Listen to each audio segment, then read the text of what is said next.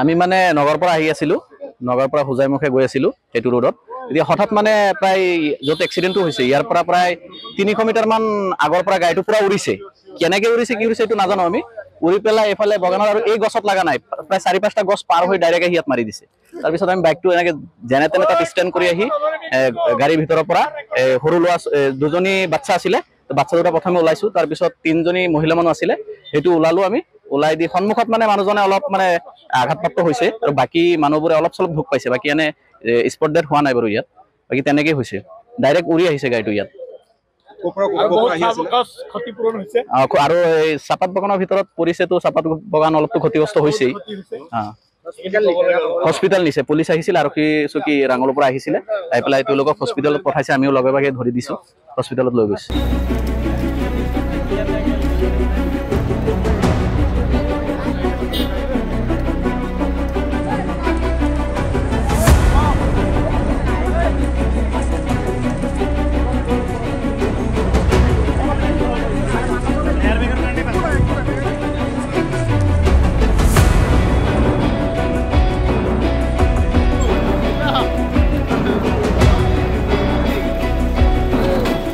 আমি মানে নগৰৰ পৰা আহি আছিলো, নগৰৰ পৰা হোজাইমুখে গৈ আছিলো সেইটো ৰোডত।